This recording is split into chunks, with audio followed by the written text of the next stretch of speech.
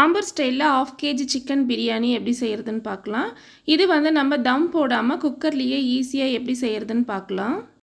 முதல்ல காஞ்ச மிளகாய் ஊற வச்சுக்கலாம். நார்மல் ரெட் சில்லி ஒரு 10, நல்ல கலருக்காக காஷ்மீரி ரெட் சில்லி ஒரு 10 அரை மணி நேரம் சுடு தண்ணியில் ஊற வச்சுருக்கேன். காஷ்மீரி ரெட் சில்லி இல்லாட்டி 15 நார்மல் சில்லியை ஊற வச்சுக்கலாம். இப்போ இது நல்லா தண்ணியில் வடிச்சிட்டு மிக்ஸி ஜாரில் சேர்த்துட்டு கொஞ்சமாக தண்ணி ஊற்றி நைஸாக அரைச்சிக்கலாம். இப்போ நம்ம பிரியாணி செய்ய ஆரம்பிச்சிடலாம். 1/2 கிலோ அளவு பிரியாணி செய்கிறதுக்கு 5 லிட்டர் குக்கர் உங்களுக்கு சரியாக இருக்கும். குக்கர் நல்லா சூடானதும் இதில் 1/2 கப் அளவு ரீஃபைண்ட் ஆயில் சேர்த்துக்கலாம். ஆயில் நல்லா சூடானதும் இதில் 3 ஏலக்காய், 2 அன்னாச்சிப்பூ, 3 மராத்தி மொக்கு, 7 கிராம்பு, 3 பட்டை, அதுக்கப்புறமா 3 பிரியாணி இலை, இந்த ஸ்பைசஸ் எல்லாமே இப்போ ஆயிலில் சேர்த்துடலாம். இது லேசாக வாசனை வர அளவுக்கு வறுத்துக்கலாம். இப்போ இது முதல்ல ஒரு 4 பீஸ் அளவு பெரிய வெங்காயம் நறுக்கி வச்சு சேர்த்துக்கலாம். இப்போ இதை நம்ம சேர்த்ததுனால நம்ம இஞ்சி பூண்டு பேஸ்ட்டு டைரெக்டாக எண்ணெயில் போட போகிறோம். அப்போ அடி பிடிக்காமல் இருக்கும். இப்போ இந்த ஸ்பூன் அளவில் 3 ஸ்பூன் அளவு இஞ்சி பூண்டு பேஸ்ட்டு சேர்த்துக்கலாம். இஞ்சி பூண்டு பேஸ்ட்டு எந்த ரேஷியோவில் அரைக்கணுன்னா இஞ்சி 2 பங்கும் பூண்டு 1 பங்கும் இருக்கிற மாதிரி நம்ம அரைச்சிக்கலாம். இப்போ இந்த இஞ்சி பூண்டோடைய பச்சை வாசனை நல்லா போகணும். இது நீங்கள் ஹை ஃப்ளேமில் வச்சு வதக்குனிங்கன்னா அடி பிடிச்சிடும். அதனால் ஸ்லோ ஃப்ளேம்லேயே வச்சு இது நல்லா எண்ணெய் பிரிஞ்சு பச்சை வாசனை போகிற அளவுக்கு வதக்கிக்கலாம். இப்போ பார்த்திங்கன்னா உங்களுக்கு நல்லாவே பச்சை வாசனையெல்லாம் போயிடுச்சு. இப்போ இதுலேயே நம்ம டைரெக்டாக 1 கைப்பிடி அளவு பொடியாக நறுக்கின புதினா சேர்த்துக்கலாம்.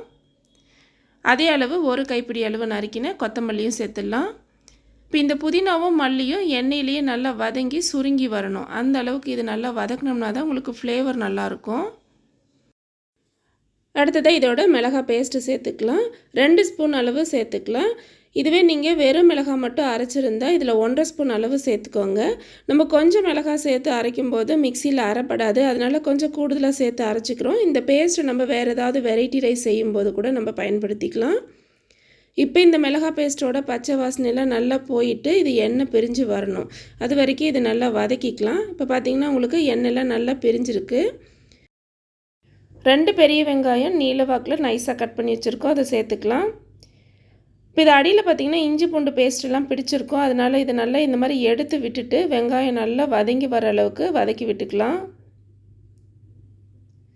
இப்போ பார்த்திங்கன்னா உங்களுக்கு வெங்காயம் நல்லாவே வதங்கி வந்துருச்சு.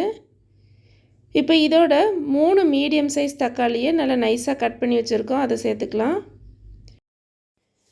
தக்காளி நல்லா கரைஞ்சி வரணும். அதனால் மூடி வச்சு இதை நல்லா வதக்கிக்கலாம். இப்போ பார்த்திங்கன்னா உங்களுக்கு தக்காளியில் நல்லா வதங்கி வந்துருச்சு. இப்போ இதோட நம்ம சிக்கன் சேர்த்துக்கலாம். நான் இன்றைக்கி 1/2 கிலோ அளவு நாட்டுக்கோழி எடுத்திருக்கேன். பிரியாணிக்காக நல்லா பெரிய சைஸில் இதை கட் பண்ணிக்கலாம். இதோட பிரியாணிக்கு தேவையான அளவு கல்லுப்பு இப்பயே சேர்த்துடலாம். இதோட 1/2 கப் அளவு தயிர் சேர்த்துக்கலாம். இப்போ இந்த மசாலாவோட சிக்கன் நல்லா ஒரு 10 நிமிஷத்துக்கு நம்ம எண்ணெய் பிரிஞ்சு வர அளவுக்கு வதக்கிக்கலாம். இது மூடி போட்டு நம்ம அப்பப்போ இடையில் கிளறி விட்டு இது வதக்கி எடுத்துக்கலாம். இப்போ மசாலாலாம் நல்லா எண்ணெய் பிரிஞ்சு வந்திருக்கு. அதேமாரி சிக்கன் பீசஸும் பார்த்திங்கன்னா உங்களுக்கு நல்லா தனித்தனியாக வந்திருக்கு. இந்த அளவுக்கு நம்ம முதல்ல வதக்கிக்கலாம். இப்போ நம்ம இதை சிக்கனை வேக வச்சுக்கலாம்.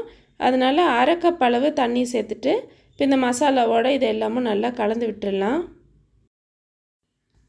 இப்போ இந்த சிக்கன் நல்லா வேகிறதுக்காக குக்கரை க்ளோஸ் பண்ணிவிட்டு 3 விசில் வச்சு எடுத்துக்கலாம். நம்ம சேர்த்துருக்கிறது நாட்டுக்கோழிங்கிறதுனால 3 விசில் வச்சா தான் உங்களுக்கு கரெக்டாக இருக்கும். இப்போ விசில் சத்தம் நின்றுடுச்சு. குக்கரை ஓப்பன் பண்ணிக்கலாம். இப்போ இதில் சிக்கன்லாம் வெந்திருக்கான்னு பார்த்துக்கலாம். சிக்கன் பார்த்திங்கன்னா உங்களுக்கு நல்லாவே வெந்து வந்திருக்கு. இப்போ திரும்பவும் நம்ம ஸ்டவ் ஆன் பண்ணிக்கலாம். இப்போ இதில் ஏற்கனவே தண்ணி அளந்து கொதிக்க வச்சுருக்கேன். இப்போ இந்த தண்ணி இதோட சேர்த்துக்கலாம். 1 கப் பாஸ்மதி ரைஸுக்கு 1.5 கப் தண்ணி சரியாக இருக்கும்.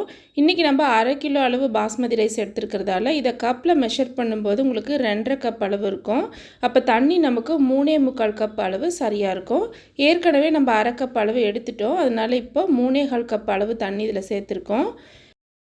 இப்போ இதோட 1/2 லெமனை ஜூஸ் எடுத்து வச்சுருக்கோம். இப்போ இதை சேர்த்துக்கலாம். நம்ம லெமன் ஜூஸ் சேர்த்து பிரியாணி செய்யும்போது உங்களுக்கு ரைஸ் எல்லாம் குழையாமல் நல்லா உதிரி உதிரியாக வரும்.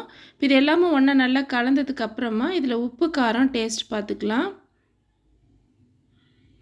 இப்போ எனக்கு கொஞ்சம் உப்பும் காரமும் குறைவாக இருக்குது, அதனால் கொஞ்சம் மிளகாத்தூளும் கொஞ்சமாக உப்பும் சேர்த்துக்கிறேன். இப்போ தண்ணி நல்லா இந்த மாதிரி தளன்னு கொதிக்கணும். இப்போ இந்த மாதிரி கொதிச்சதுக்கு அப்புறமா நம்ம 1/2 கிலோ அளவு பாஸ்மதி ரைஸை 1/2 மணி நேரம் ஊற வச்சுருக்கோம். தண்ணி ஃபுல்லாக நல்லா வடித்ததுக்கு அப்புறமா இப்போ இந்த ரைஸை நம்ம தண்ணியில் சேர்த்துக்கலாம். இந்த ரைஸை சேர்த்ததுக்கப்புறமா ரொம்ப போட்டு கலராமல் இந்த மாதிரி முன்ன பின்ன வந்து லைட்டாக கலந்து விட்டுக்கலாம். இப்போ ஏற்கனவே கொஞ்சம் மல்லியும் புதினாவும் எடுத்து வச்சுருக்கோம். இப்போ இதை வந்து இது மேலே தூவி விட்டுக்கலாம். இப்போ நம்ம குக்கர் க்ளோஸ் பண்ணிவிட்டு ஒரே ஒரு விசில் வச்சு எடுத்துக்கலாம். விசில் சத்தம் நின்றுடுச்சு. இப்போ குக்கர் ஓப்பன் பண்ணிக்கலாம். இப்போ பார்த்திங்கன்னா நமக்கு சூப்பரான ஆம்பூர் சிக்கன் பிரியாணி ரெடி ஆயிடுச்சு. இந்த ரைஸை நம்ம கலரும்போது லேசான கரண்டியை வச்சு இப்போ அடியிலிருந்து மேல் நோக்கி கலந்து விடலாம். அப்போ தான் உங்களுக்கு பிரியாணி குழையாமல் சூப்பராக இந்த மாதிரி உதிரி உதிரியாக கிடைக்கும்.